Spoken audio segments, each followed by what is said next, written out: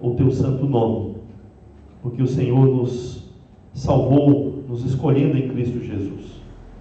Por isso, Pai, nós o exaltamos e lhe pedimos nesse momento que fale ao coração dos teus filhos, que a tua palavra de fato seja instrução para cada um de nós e que possamos viver à luz de tudo aquilo que o Senhor nos ensina, Pai. Nós lhe pedimos em nome do teu Filho. Amém. Então, irmãos, nós vamos meditar hoje em Romanos capítulo 9, do verso 1 a 13.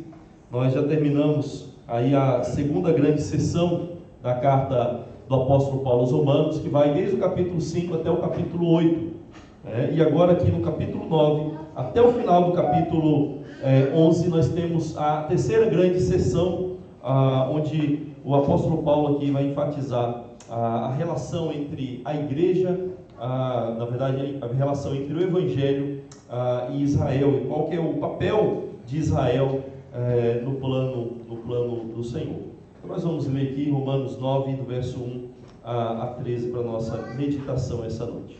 Diz assim a palavra do Senhor: Digo a verdade em Cristo e não minto, minha consciência o confirma no Espírito Santo.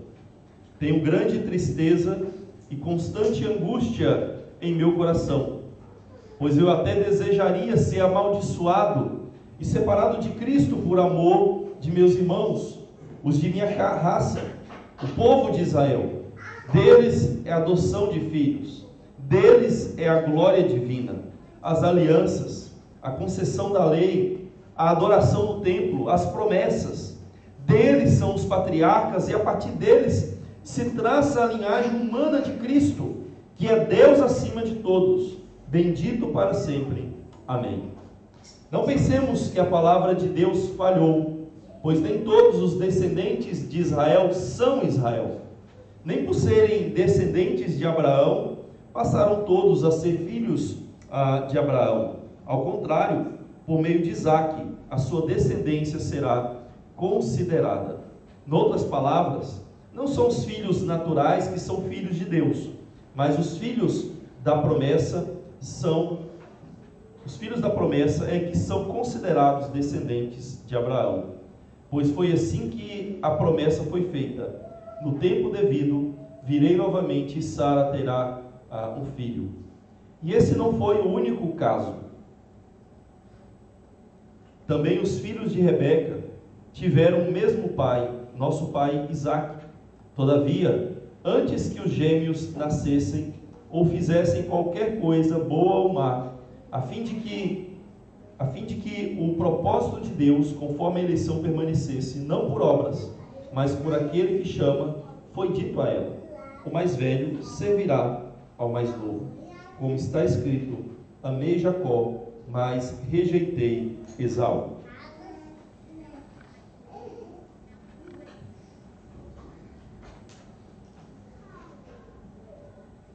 Meus irmãos, atualmente o cristianismo enfrenta uma crise tão séria, ou quem sabe até mesmo mais grave, do que a crise espiritual enfrentada na Alta Idade Média, pouco antes ali da Reforma Protestante. Hoje nós observamos cristãos fazendo mau uso dos privilégios dos meios de graça que receberam do Senhor. Por exemplo, nós vemos cristãos, igrejas fazendo mau uso do culto. O culto se tornou apenas um palco para entretenimento, um palco para exaltação do próprio ego do homem.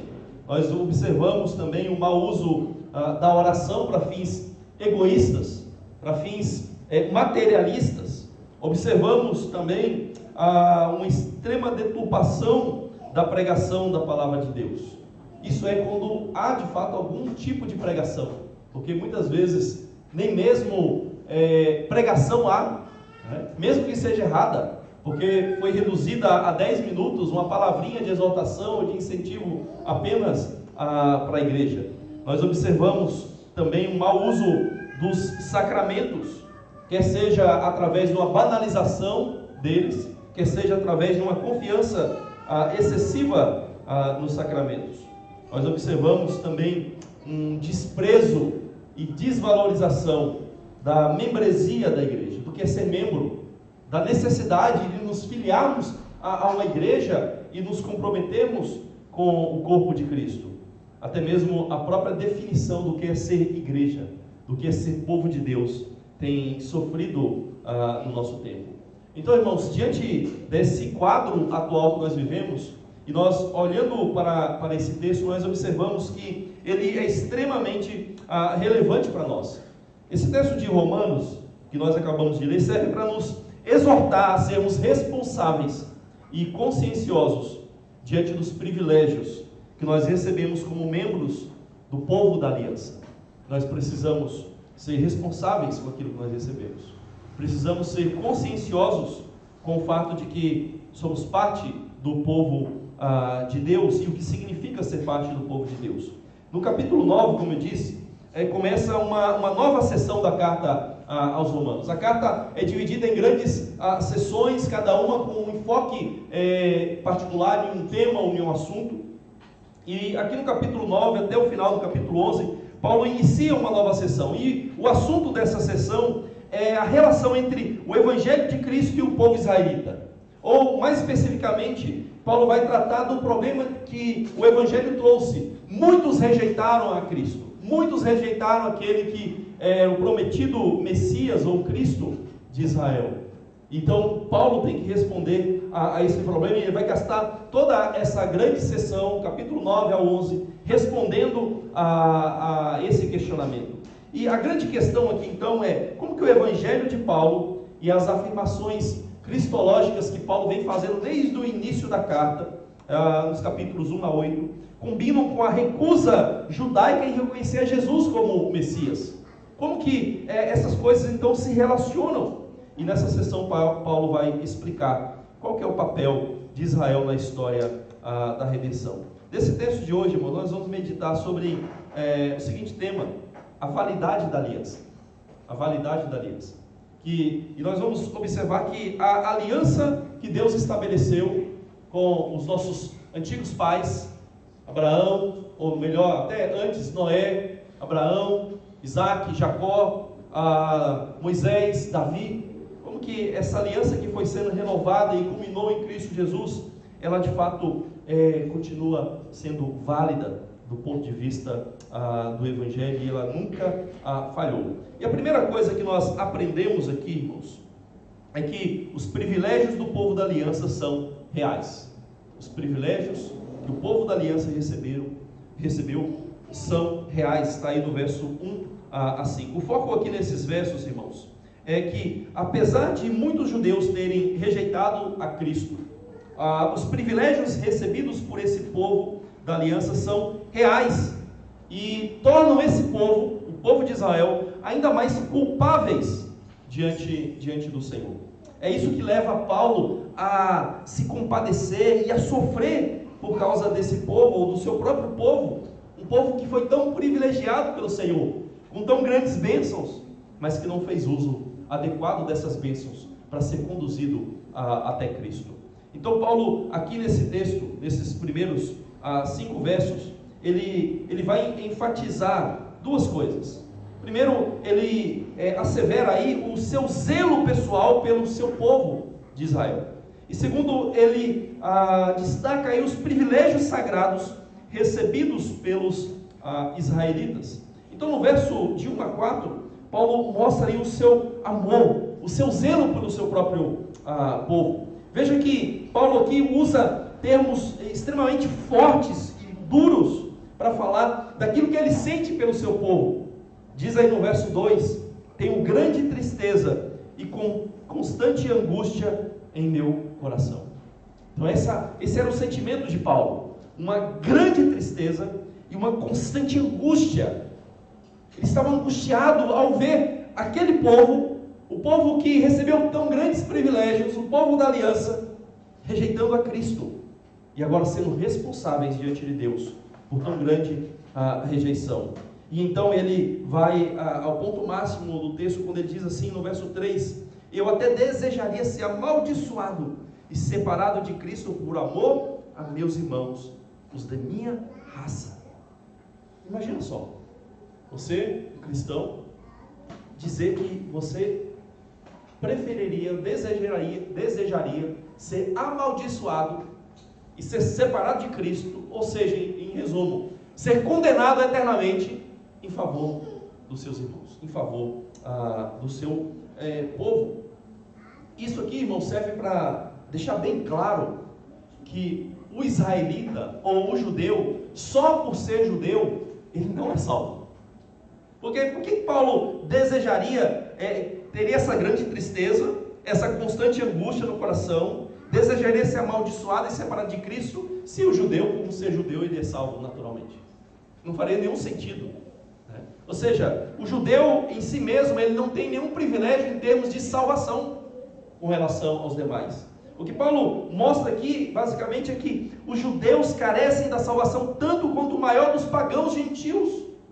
Todos precisam. E é isso que Paulo sente no seu coração. Ele tem tristeza por causa disso, porque aquele povo, apesar de tantos privilégios, apesar de ser o povo da aliança, descendência de Abraão, não fez uso adequado dos privilégios para crer em Jesus e então receber a salvação de Cristo.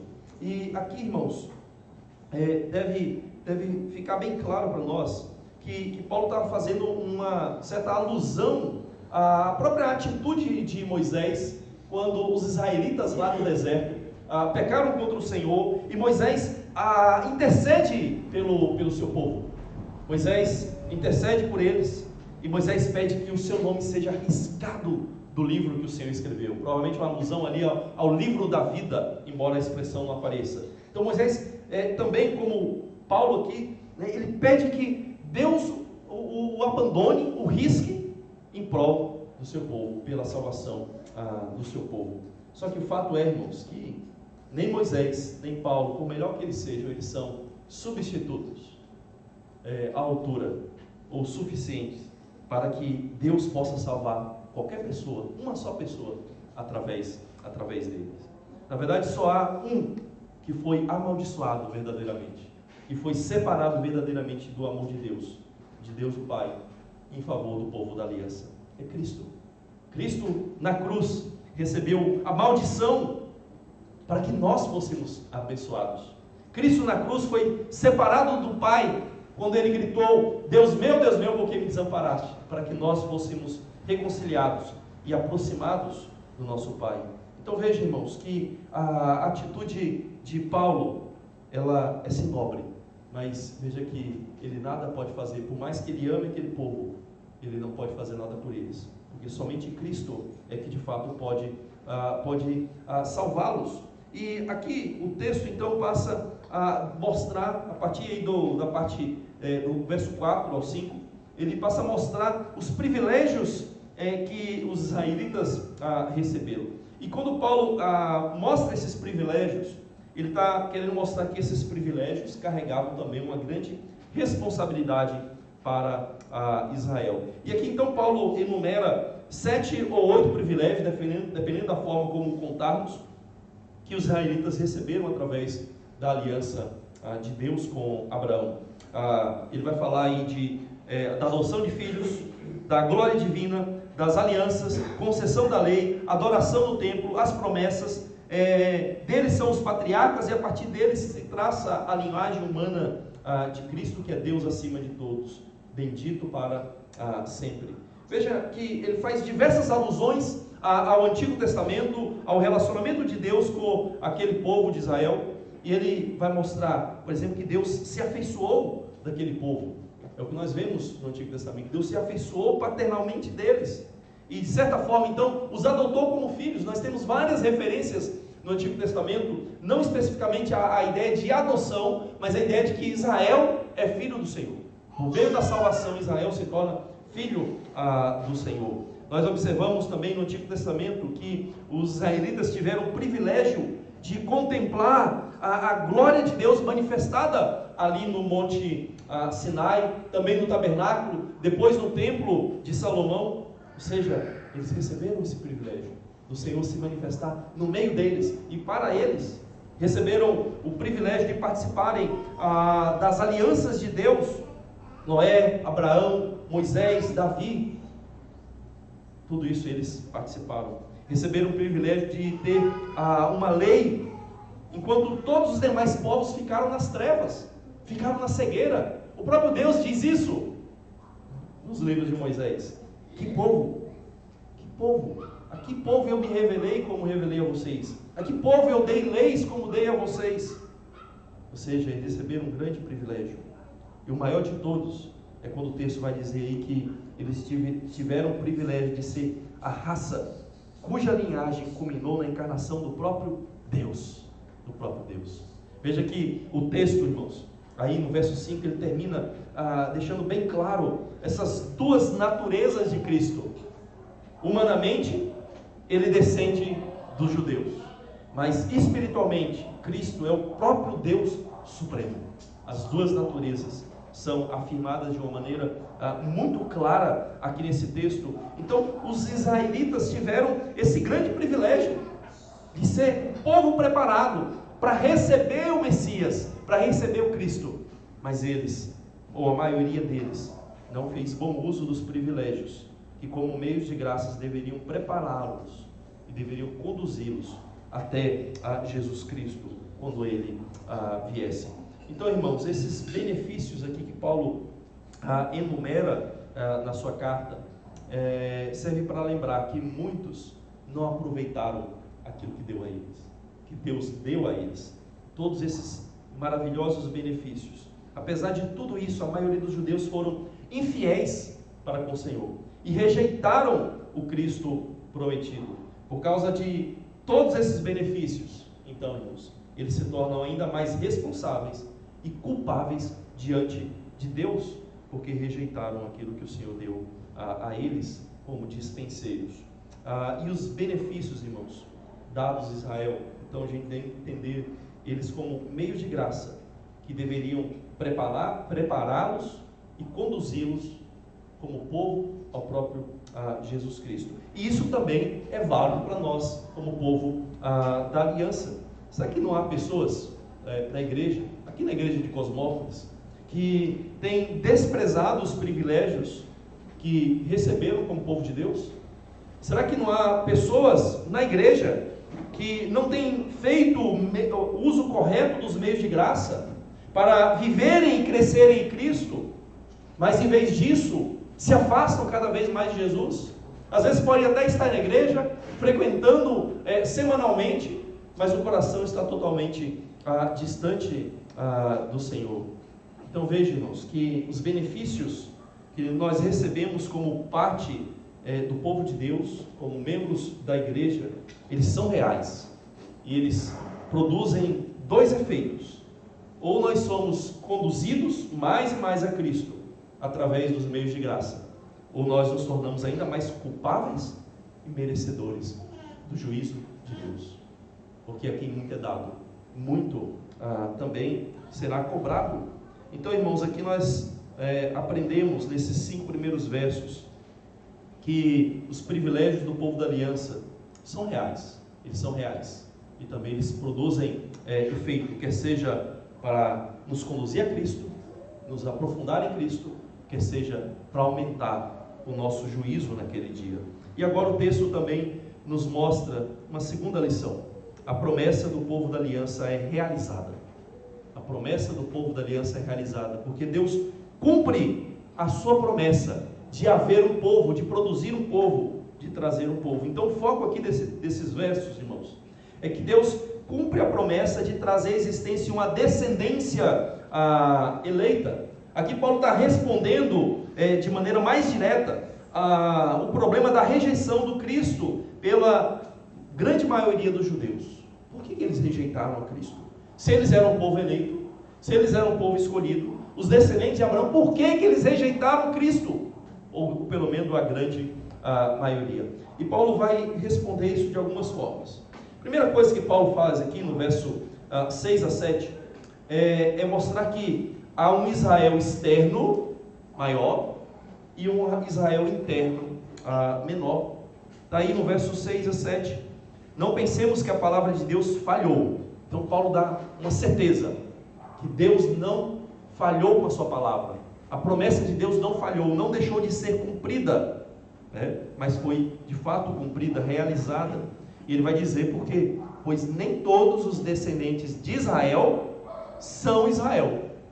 Ou seja, existe um Israel maior, um povo maior, descendentes de Abraão e descendentes de Israel, que é o segundo nome de Jacó, e esse Israel menor, dentro desse grande Israel nacional. Então, Paulo deixa isso muito claro. E o que Paulo quer mostrar com isso, irmãos, é que a promessa de Deus não falhou, porque não era sobre todos os israelitas que a promessa dizia respeito, mas dizia respeito apenas aos eleitos de Deus dentro desse povo de Israel. Então, esses versículos aqui, irmãos, se nós observarmos com muita atenção, eles são importantes para nós entendermos do que se trata a eleição.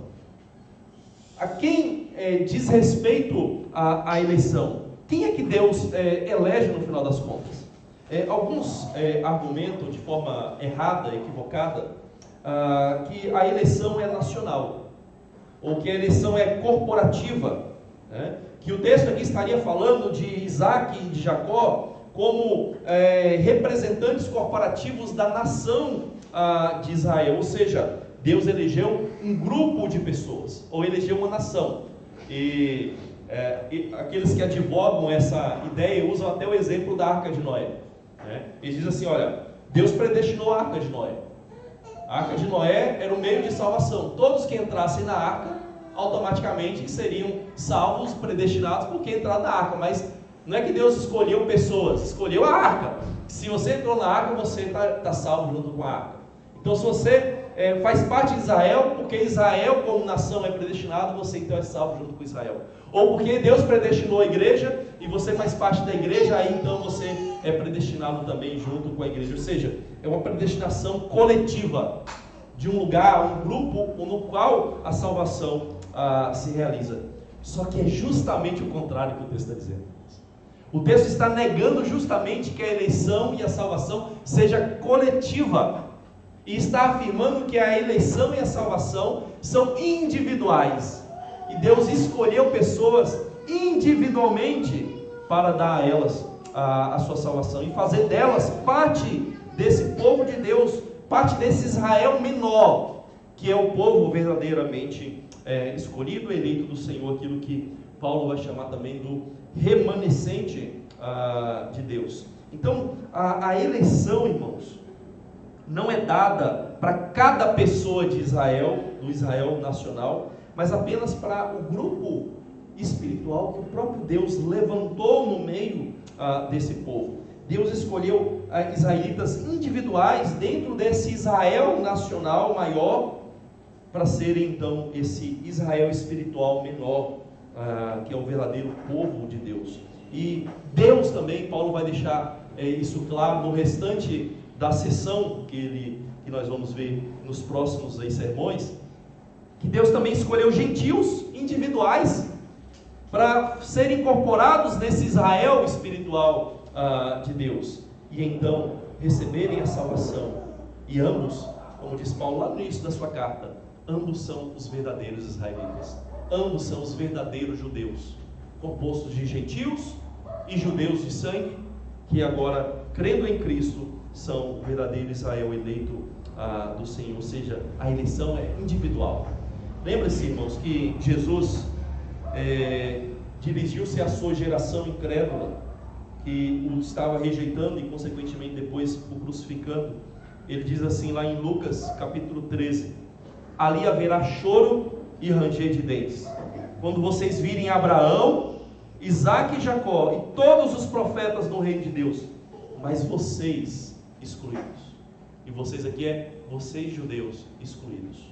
E ele acrescenta: pessoas virão do Oriente e do Ocidente, do Norte e do Sul, e ocuparão seus lugares à mesa do reino de Deus.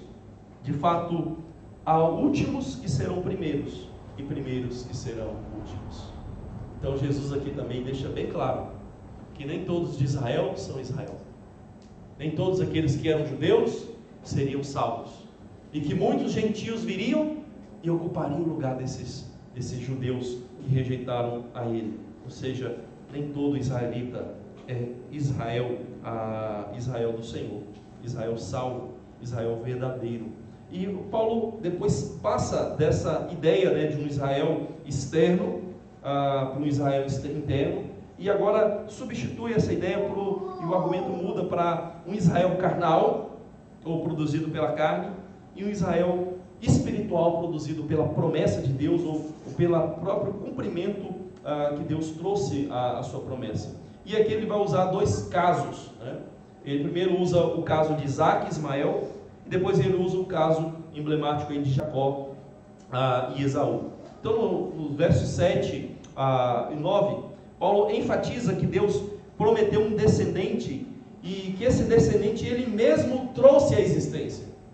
Nós devemos nos recordar que quando Deus vai ao encontro de Abraão ali na sua tenda, ele vai acompanhado de 2 anjos, e o texto deixa claro que um daqueles 3 que estavam ali com ele era o próprio Deus. Ele fala como sendo o próprio Deus que vai ao encontro de Abraão, e ele faz uma promessa a Abraão, que no devido tempo, no tempo dele, ele viria e Sara conceberia e daria a luz ao filho, e que esse descendente seria o herdeiro de Abraão. Esse seria o verdadeiro descendente que Deus prometeu desde o início a Abraão, que não era aquele descendente que Abraão produziu de forma natural ou de forma carnal, por meio de estratégias humanas, porque o que o texto nos ensina é isso, que Abraão e Sara procuraram dar um jeitinho humano, com estratégias humanas, para eles mesmos produzirem o descendente prometido, o descendente que Deus havia prometido a Abraão, para torná-lo ele uma grande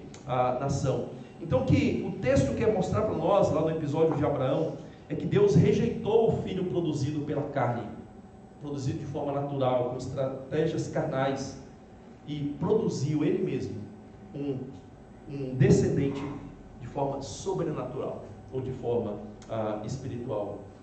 Ou seja, nem todos aqueles que eram descendentes de Abraão, como é o caso de Ismael, são de fato o descendente que Deus prometeu a Abraão, e tornaram ele uma grande nação de filhos espirituais. E Jesus deixou isso bem claro para os judeus.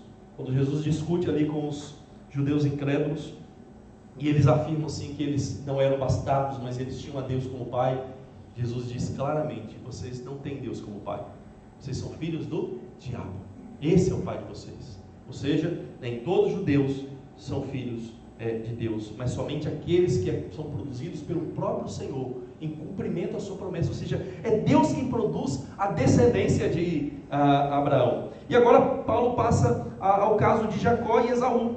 E aqui a ênfase não é tanto aí no fato de que foi Deus quem trouxe a existência, mas que Deus escolheu soberanamente quais são os descendentes de Abraão. E ele vai mostrar que no caso de Jacó e Esaú, os 2 gêmeos, antes de serem nascidos, antes de terem praticado qualquer coisa, antes de terem praticado o bem ou o mal, Deus já havia escolhido a Jacó. Não foi com base naquilo que eles fizeram. E veja que o texto quer deixar bem claro que não foi porque Deus previu que Jacó faria alguma coisa de boa para ele ser escolhido. Não, foi soberano. Foi por causa daquele que chama, e não por causa das obras, quer seja obras já realizadas ou por realizar ainda, porque não faria sentido se fosse isso que o apóstolo Paulo quisesse dizer com essas palavras. Ou seja, Deus escolheu de maneira graciosa e soberana a Jacó. E a gente sabe na história que Jacó parece ser o piorzinho ali da história, não é? O mais pecador, o que está o tempo todo trapaceando Deus e os homens. E é esse que Deus escolheu. Por quê? Porque todos são pecadores, ninguém merece nada de Deus, e Deus escolheu Jacó para demonstrar que é ele quem produz o descendente, é ele quem escolhe, é ele quem forma esse povo, é ele quem constitui esse povo. E o texto também quer deixar bem claro que Deus rejeitou o jeito humano também natural, não só lá em Abraão, quando Deus rejeita Ismael, que foi produzido por estratégias humanas, meios humanos, e não pela concretização sobrenatural da promessa de Deus. E Deus novamente rejeita aquele que naturalmente seria o escolhido, o primogênito. Era assim que as coisas funcionavam. O primogênito era o herdeiro, o primogênito herdava a melhor bênção. E Deus diz: não, não é assim que as coisas funcionam comigo. eu escolho a quem eu quero. Então Deus rejeita esse jeito humano natural e escolhe aquele que não seria humanamente o escolhido. E o que nós podemos concluir desse ponto, irmãos? Nós precisamos lembrar novamente da eficácia da promessa de Deus. Como que Deus, havendo prometido a Abraão que o tornaria ele o pai de uma grande nação, que os seus descendentes seriam como as estrelas do céu, ele foi eficaz e cumpriu a sua promessa. Ele realizou a sua promessa. Ele mesmo realizou, e ele não precisou de ajuda humana para que ele realizasse a sua promessa. E ele produziu então um povo da aliança com base na escolha soberana e graciosa de indivíduos. Irmãos, tem que ficar bem claro aqui no texto para nós que o caso aqui de Isaac e o caso de Jacó não é para falar da escolha de nações, embora eles representassem nação, sim. É para falar que, assim como Deus escolheu individualmente a Jacó e Isaac, Deus escolhe individualmente aqueles que fazem parte do seu povo espiritual, assim como acontece também na igreja, irmãos. Tudo isso que o texto diz também se cumpre e tem uma relação direta com o povo de Deus na nova aliança, porque Deus sempre teve um só povo. Cristo não tem dois povos, não tem duas noivas, duas esposas. Cristo tem um só povo, uma só noiva, uma só esposa. E a certeza que nós podemos ter aqui é que Deus tem poder para cumprir as promessas da aliança em Cristo. Deus tem todo o poder. E a promessa específica que o texto está trabalhando é: Deus prometeu descendência. E Deus mesmo realiza e traz à existência de maneira sobrenatural e graciosa essa existência. E a grande questão para nós é: será que muitas vezes nós como igreja não tentamos produzir descendente pela carne, assim como Abraão fez, por meio de estratégias humanas? Será que muitas vezes, em vez de confiarmos no Deus que elege e chama, será que nós não começamos a confiar nas nossas estratégias humanas, carnais? Por exemplo, nós vemos igrejas e muitas vezes somos tentados a criarmos atividades que imitam atividades seculares, e a desculpa é uma estratégia para alcançar os perdidos, é uma estratégia para trazer pessoas para a igreja e para serem salvas em Cristo. Então nós mascaramos atividades religiosas com a roupagem carnal, mundana, para que, com essa desculpa de alcançarmos pessoas perdidas. Nós muitas vezes realizamos cultos centrados no entretenimento, centrados no homem, em vez de um culto cristocêntrico, com a desculpa novamente de atrair pessoas para a igreja, para as pessoas se sentirem bem na igreja. Novamente uma estratégia carnal para produzir descendência. Muitas vezes vemos aí mensagens que usam o texto bíblico apenas como pretexto para comunicar não a Cristo, mas para comunicar mensagens de autoajuda, mensagens motivacionais, mensagens materialistas da teologia da prosperidade e etc. Ou seja, os benefícios que Deus nos deu como povo da aliança são deturpados, mal utilizados. Em vez de exaltar a Ele, exaltar a Cristo, nós usamos para os nossos próprios fins, e nós usamos de uma maneira pecaminosa, achando de maneira atrevida que nós é que temos o poder de realizar aquilo que somente Deus pode fazer, que é produzir descendência a Abraão, que é realmente fazer a sua igreja crescer e multiplicar. E a Bíblia deixa bem claro, irmãos, que nós não podemos agir dessa maneira. E o caso de Abraão serve de exemplo para nós. E nós precisamos então confiar que Deus ainda hoje, irmãos, Deus cumpre a promessa que Ele fez a Abraão, de dar descendência a ele, de dar descendência. E Ele faz isso como? Em Cristo, por meio de Cristo, que é o descendente perfeito de Abraão, o descendente máximo de Abraão. É que Deus congrega judeus e gentios e tornam ele esse Israel espiritual, esse Israel do Senhor. Então é pela fé confiante em Cristo que nós nos tornamos essa descendência espiritual de Abraão, que é o pai da fé. É somente pela fé em Cristo que isso se realiza. É Deus quem está aumentando esse povo. É Deus quem faz isso. Nós vemos isso em Atos, né? Que os apóstolos pregavam e Deus dia a dia acrescentava aqueles que iam sendo salvos. É Deus quem realiza isso. Portanto, queridos, o que nós aprendemos aqui? Aqui nós aprendemos que a aliança de Cristo se mostra eficaz, porque os seus privilégios são reais e a promessa de um povo é realizada pelo próprio Deus. É Deus quem realiza essa promessa de constituir um povo sobre a terra, e promete que esse povo vai subsistir até o fim, porque Jesus disse que as portas do Hades jamais prevaleceriam contra a sua igreja. Então nós precisamos confiar nisso. E Romanos 9, de 1 a 13, serve para nos exortar a sermos responsáveis e conscienciosos com os privilégios que nós recebemos como membros do povo da aliança. E tudo isso que é dito em relação a Israel também se aplica à igreja, porque só há um povo. Deus sempre teve um povo só, chamado no Antigo Testamento de Israel, os judeus, e agora na igreja do Senhor, embora na própria tradução grega do Antigo Testamento a palavra igreja, eclesia, já esteja presente lá na própria tradução que os judeus fizeram de termos lá do Antigo Testamento. E nós cristãos, nós também podemos cair nos mesmos erros que os israelitas da antiga aliança caíram. Então a grande questão é, como que você deve agir diante dessas verdades? E eu quero sugerir três coisas que cada um de nós precisa fazer diante de tudo isso que nós acabamos de ler. A primeira coisa, irmãos, é não despreze os meios de graça que Deus deu para você. Não despreze os meios de graça. Valorize os meios de graça. Use os meios de graça para você se achegar mais a Cristo pela fé, para que você possa crescer e amadurecer mais e mais em Cristo. Para isso Deus nos deu esses meios de graça. E crianças, por serem filhos de crentes, vocês receberam o sinal da aliança. O batismo é um sinal da aliança. E então, vocês precisam entender que, junto com esse sinal da aliança, vocês receberam benefícios. E vocês precisam entender que esses benefícios, se vocês não utilizarem deles de maneira correta, se vocês não fizerem uso em Cristo desses benefícios, eles não servirão de bênção para vocês. Vocês precisam confiar em Cristo. Então, aproveitem os benefícios que receberam, crianças, né? E cresçam em Cristo, amadureçam em Cristo. Isso é necessário para as nossas vidas.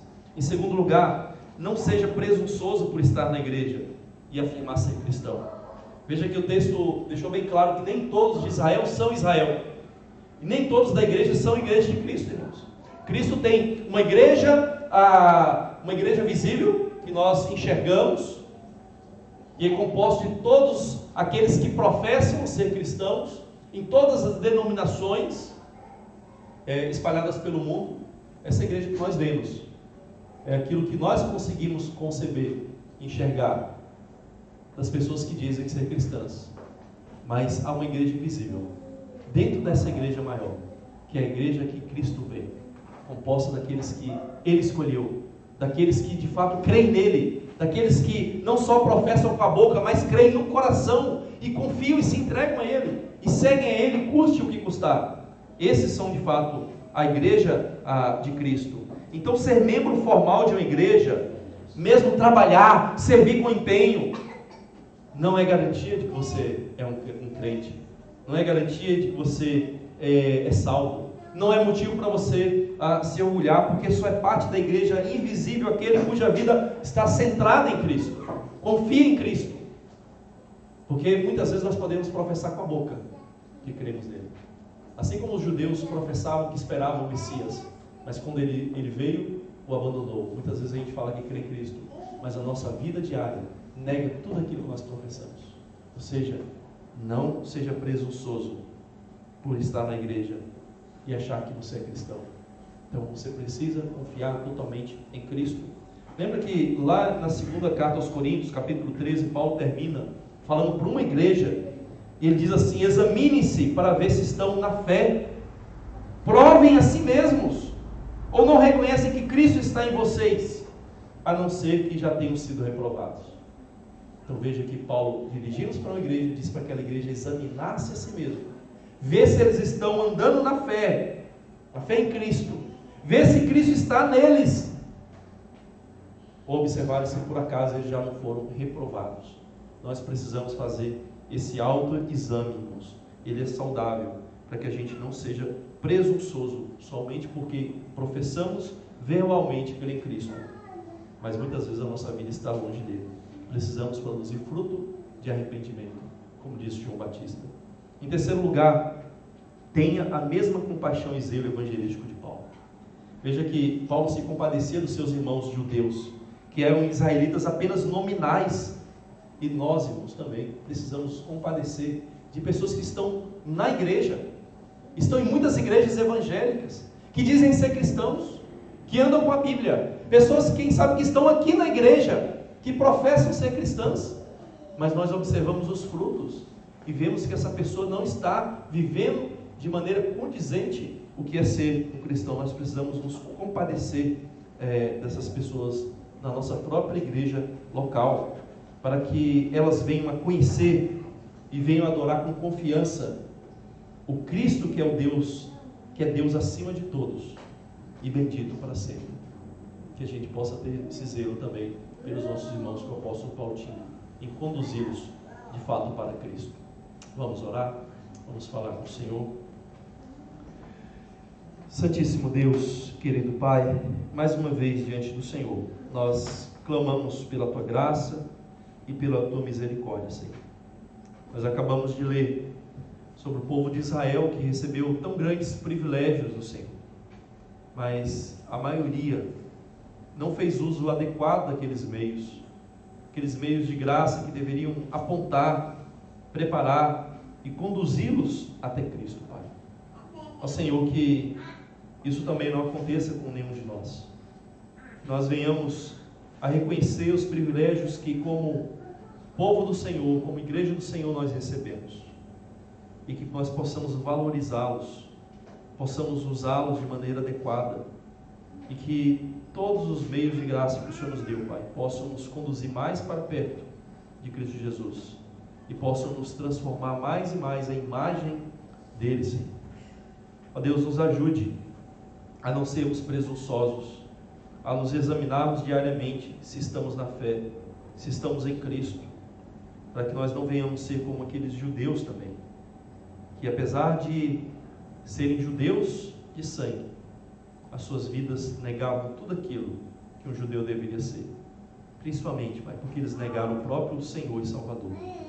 E muitas vezes, Pai, nós podemos professar que somos cristãos, mas a nossa vida de fato pode estar longe de Cristo, e o nosso coração pode estar em ídolos e não no verdadeiro Deus, que é sobre todos nós, que é o Teu Filho Jesus. Por isso, Pai, nos perdoe e nos ensine, Pai, a usarmos esses meios de graça. Nos ensine também a compadecermos de muitos que, apesar de professarem serem povo do Senhor, andam longe de Ti, longe do Teu Filho Jesus. Que o Senhor nos ajude a ter o mesmo zelo e amor por eles, como Paulo demonstra aqui nesse texto, Pai. E que o Senhor possa, dia a dia, chamar aqueles que o Senhor mesmo escolheu desde a eternidade para fazerem parte desse Israel espiritual, dessa igreja espiritual, dessa igreja invisível, que somente o Senhor, Teu Filho Jesus Cristo, conhecem em perfeição absoluta. Abençoe, Pai, cada um de nós. Abençoe os Teus filhos, Senhor. Nós lhes suplicamos, em nome de Jesus. Amém. Pastor Pedro vai nos conduzir, irmãos, no cântico final.